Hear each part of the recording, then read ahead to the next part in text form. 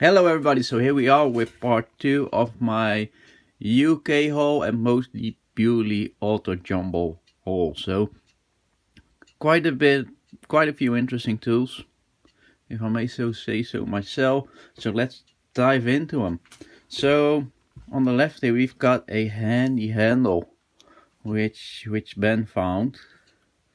It's in quite good condition. Now. It's a shame because somebody took off the blackening, the bluing. So on this one, my plan is to clean it. Why really take off the remaining of the rust and try to polish it, and then try to put some bluing on cold bluing on myself. And I've had some practice, so think I will do an okay job because those used to have a quite a nice bluing, so it will make a nice project. Then Beaulieu was good for me concerning Craftsman, so I bought this Craftsman adjustable wrench, 8-inch, forged in USA. I don't know who made it. Some of you might be able to tell. I don't. It looks, by the sea, it looks of some vintage to me, but I'm not really knowledgeable. But I try to buy Craftsman stuff, I see, because I enjoy Craftsman stuff, because it was never sold here. Never sold here by a store or a dealer, so everything you'll see that's Craftsman has been taken from the US or sent over from the US by a private person, so that makes it a bit more interesting. And on the Craftsman team, I found this also with a, looks to me, vintage C pair of colors, side colors. Now they're not in great shape, you can see the light coming through the jaws, but hey, it's Craftsman, and I really like the embellishment on the handles. Now it doesn't say US on it, but going by the font, I'd say it's from the US made era. It does say LSC, so maybe some of you will know what that means. I don't. LSC made, I really like it. I think it will clean up quite nice. We'll find a nice spot in my Craftsman or probably plier drawer. And then on the plier note, I saw these handles looking at me, and most of you will know what it is. So this is a vacuum grip snap-on, early snap-on, USA. Jaws are in fairly good shape. It's in used condition, but in lovely used condition. So there's a little rust, little spot over here, but that's about it. So there's a little bit of dirt over here, and you know what you expect getting a used tool, but it's in lovely used condition, not rusted condition. So it's been taken care of. So probably the condition it's in, for now, this will get a light clean, and I will preserve some of the patina, let's call it patina. But I will take off the little spots of rust and find a nice spot for it. I also found these Bernard side cutters. Now I've got quite a few Bernards already, but I haven't seen these side cutters before, so those were nice to pick up. Those will get a full clean. I think those will look lovely with the handles cleaned. I don't know if you'll be able to pick up, but the insides of the handles seem to have had paint in them, which is quite nice. Which is smart to do, paint the inside of the handles. So probably paint those. We'll paint those black again, and then put bluing on the jaws, bluing on the cutter piece of it after it's all cleaned up. So that's the plan with that. Get it into the Bernard collection. Then I also found Duckbill wrench, and Ben had a few Duckbill wrenches, but he didn't have that exact same size. Now you know Ben's collecting sets, and I like sets, but I'm not into it like he is, so he kept the Duckbill pliers. And because of that he gave me this, which is an HK Porter 1942 wire cutter, or barbed wire cutter probably. So it says US, so it's military issue. So he gave me that. I gave it a little clean and wax before. What I will do, I will clean those corners out, clean the inside out, take the tape off the handles and wax them a little bit, and then I will put it on the wall with the rest of my HK Porter stuff, which is not a lot actually, but and I will show you where it remains in the end of the video.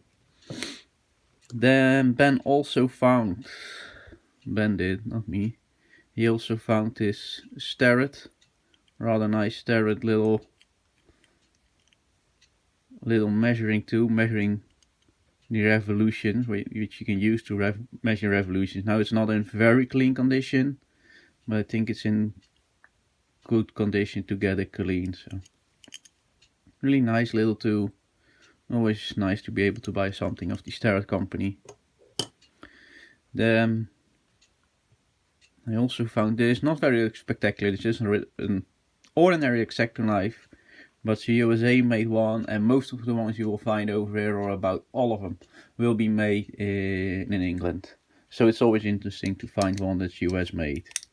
So those will go into a used drawer, I think. And then moving on to the spectacular items. To me, spectacular items. First of the spectacular item is this one, which is an actual perfect handle screwdriver, which I found on a table for just £5, and it's in amazing shape. It's quite long. It has a few minor bends in it, but it's alright. But I'm really amazed by how crisp the logo is in it, because this is very faint. It's always very faint, and usually you can hardly see it, or can't see it at all, but it's very crisp, and the scales are tight as anything. So that's a great found. The only issue is somebody has ground the tip, so we'll do a regrind on it to make it look a little bit better, or attempt to make it look a little bit better, and mostly just clean it. This is what, to me, it deserves a clean. Now I've bought a perfect handle screwdriver on Newark the previous time I went to the UK, and Ben and me were discussing if it would be the same size.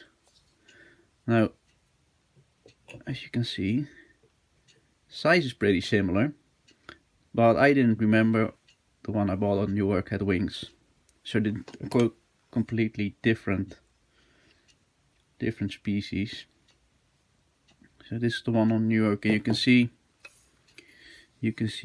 some of the writing and label on here, but it's not as crisp as on the other one. So yeah, I'm very happy with it. This is one of my favorite finds I did on Beaulieu's. And then you've all spotted it, a crescent screwdriver, one of Scoutcraft's favorite screwdrivers. Now I found this on a table. I think I paid about £9 for it, which is, it's a bargain. It's a giveaway. Really positive action. Now I know it has issues like terrible pinning over here, and but it's a crescent screwdriver, which is a very rare thing, and especially very rare to find where we found it, or in the country we found it, I think. Now I've already got another one that's been found online, and it's quite interesting to see the differences between those. So I didn't do anything to this one because I was quite afraid to touch it, because it's in rather nice condition. This, it's flaking on here, which I will have to sand off at some point, but it's in quite nice condition. But you can see some of the differences. It's quite interesting. So you see this one has a lot, the knurling on here is a lot finer than this one, and you can see differences in the used font on the logo. So here you can see Jamestown, New York, which is quite similar, but if you turn it over, 4-inch, So you can see there's differences. So they've changed them over the years, and I think Scoutcrafter has one that says patent pending. So there's another version, and these are the small versions. There's two sizes. This is a 4-inch one, and there's also a 6-inch one. Now, with this one being in the condition it's in, I think this would be, to me, a perfect candidate to mess around with and restore, because, you know, it is the horrible pitting over here. What I found quite interesting, right? If I'm doing a restoration on a screwdriver, I'm always worried about sanding this part, because you can mess up the alignment of the two thingies over here. Now, if you look closely on this one, this has never been ground, never been sanded on. This is the way it came from the factory. And you can see this one is over here, and this one is over there. They're off.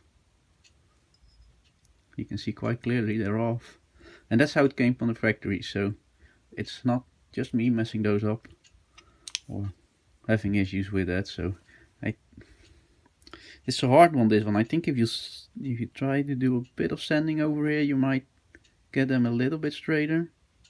And you'll have to tell me what's the best way to approach that. But this will be quite a nice, I'm sorry about the light. This will be quite a nice restoration candidate, I think. So taking it apart and wire wheeling, sanding it, will turn out really nice. So I will head on messing about with the HK Porter, and I will show you its spot on the wall. So as you can see, there's the HK Porter corner of my shed. I'm sorry about the wall, I don't particularly like the OSB, but I like the corner over there with all the HK Porter stuff. So sorry for running so long, because I was quite excited about the tools I've got. There will be another tool haul shortly. Hope to see you back again soon. Bye!